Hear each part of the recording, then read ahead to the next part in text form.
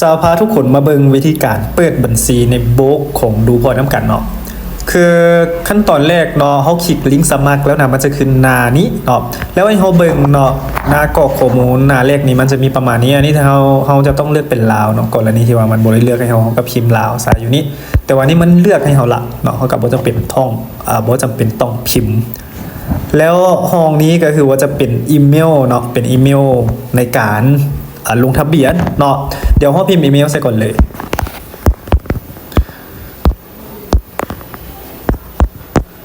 กำลังพิมพ์เนาะ แป๊บหนึ่งเด้อแป๊บหนึ่งโอเคหลังจากที่เขาพิมพ์อีเมลแล้วนะเขาจะกดทับรหัสอยู่นี่มันบอกแล้วมันจะมีรหัสส่งมาทางอีเมลเขากับคันล็อกรหัสที่มันส่งไปทางอีเมลวางเส้นของนี้เลยมันบอกคลิกฮับเนาะคลิกฮับโอเคเนาะเดี๋ยวรอเบิ่งแป๊บหนึ่งเนาะรอเบิ่งแป๊บหนึ่งเดี๋ยวมันส่งมาละ8863เนาะเห็นบ่8863เขาคลิกไปเบิ่งอยู่นี่ก็ได้เนาะเดี๋ยวเขาไปเบิ่งในมีภาวะภัยที่ว่าเบิ่งบ่ทันเนาะเห็นบ่เดี๋ยวมันจะส่งมาประมาณนี้เดี๋ยว8863เขาก็คัดล็อกเอาแบบ C ก็ได้แบบ C ก็ได้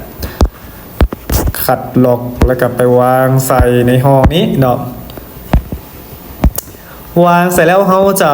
มาคลิกย้อมหับเนาะทางส่งห้องแล้วเขาก็กดต่อไปอีกเนาะกดต่อไปเลยครับหลังจากที่ว่าเขากดต่อไปแล้วนะห้องนี้จะเป็นห้อง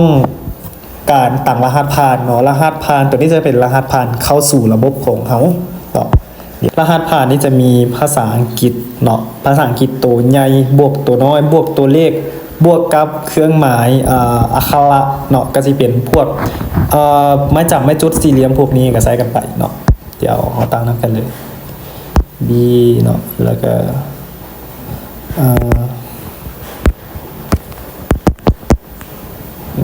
แล้วก็ใส่อักขระแบบนี้เนาะโอเคเดี๋ยวเขาคันล็อกเนาะห้องที่2นี่นะห้องที่2นี่เขาจะใส่ซ้ำห้องที่1เป็นการยืนยันเนาะเป็นการยืนยันใช่บ่คันล็อกแล้วก็มาวางใส่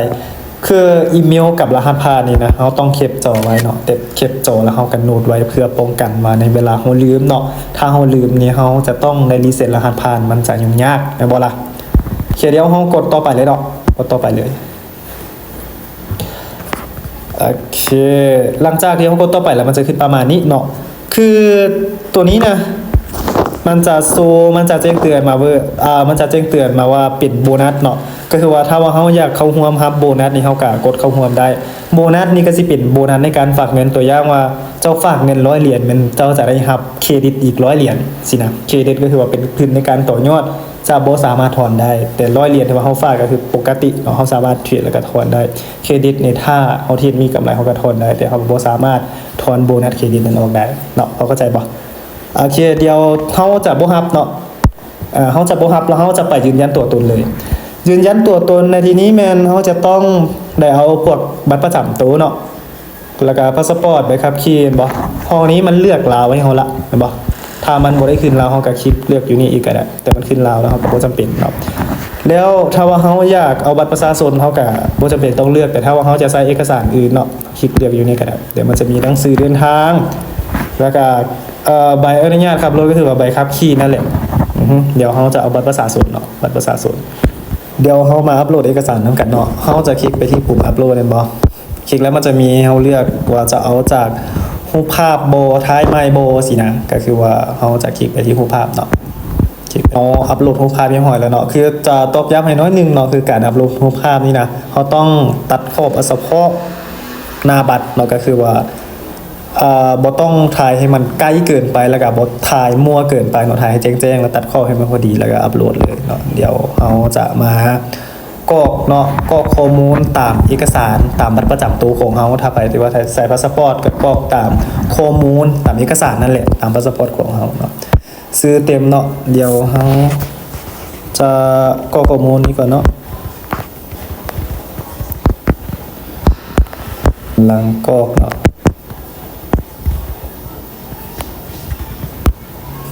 โอเคสัญชาติลาวเนาะเห็นบ่สัญชาติอย่างนี้เขาก็เลือกลาวเลือกเพศเนาะเพศกับเพศ หญิงเนาะโอเคเพราะว่าเอกสารของผู้หญิงเลยแล้ววันนี้เนาะวันเดือนปีเกิดนี่นะเขาจะเลือกตามหน้าบัตรเนาะตามเอกสารของเขานั่นแหละวันเดือนปีเกิดเดี๋ยวแป๊บนึงเด้อ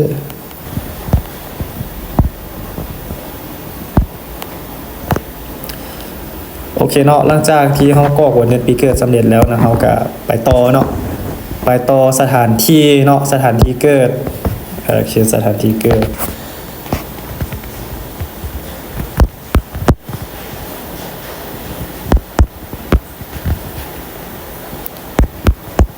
พิมพ์บ้านแล้วก็พิมพ์แขวงใส่กระดาษเนาะพิมพ์แขวงใส่กระดาษเมืองนี้เขาอาจจะบ่จะเป็นต้องใส่เนาะหรือว่าเขาสิใส่ก็ได้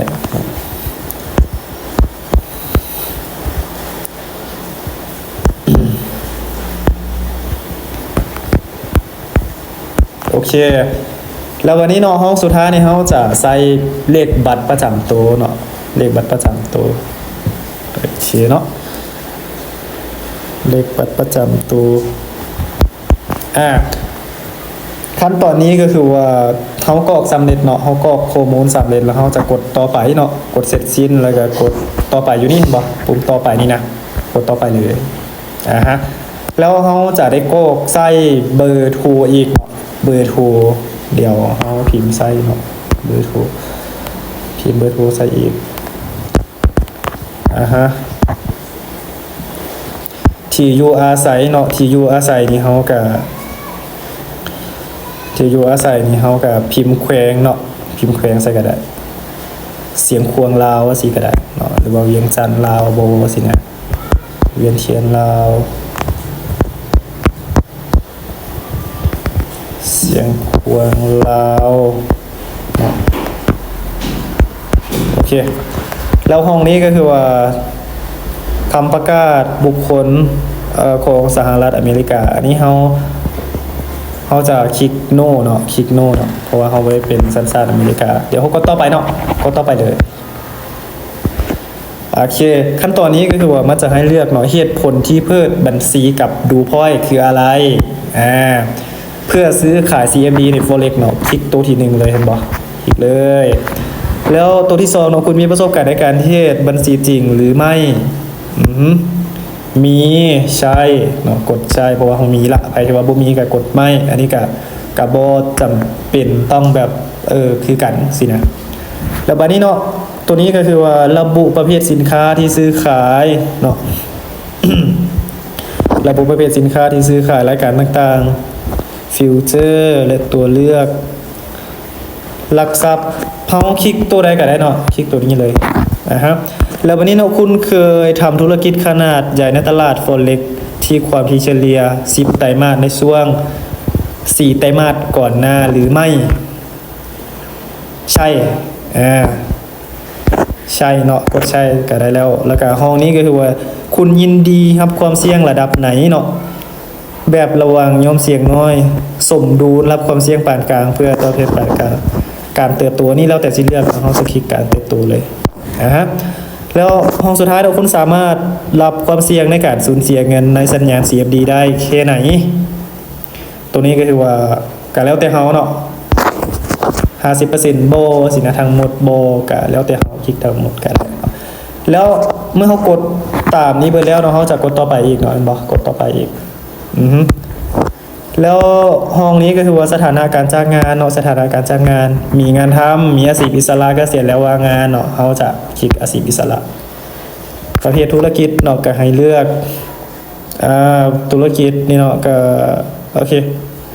การจัดเลี้ยงการบัญชีแอดมินคลิกตัวใดก็ได้เนาะการสร้างสรรค์เนาะระดับการจ้างงานเจ้าของโอเคคลิกไปเลยเขาก็กดต่อไปเนาะกดต่อไปเลยแล้วบัดนี้เนาะข้อที่5ก็คือข้อมูลทางด้านการเงินมูลค่าสุทธิโดยประมาณมูลค่าสุทธิโดยประมาณเหมือนเขาจะคลิก0หา50,000 ดอลลาร์เนาะรายได้ต่อปีเขาก็เอาประมาณ50,000 ดอลลาร์เนาะสูงสุด50,000 ดอลลาร์แล้วก็เลขที่มาของความมั่งคั่งการจ้างงานรายได้มาจากธุรกิจเนาะคลิกตัวนี้ก็ได้เนาะ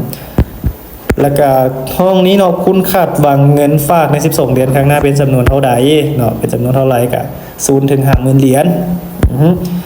คุณมีข้อกำหนดด้านสภาพคล่องเป็นประจำหรือไม่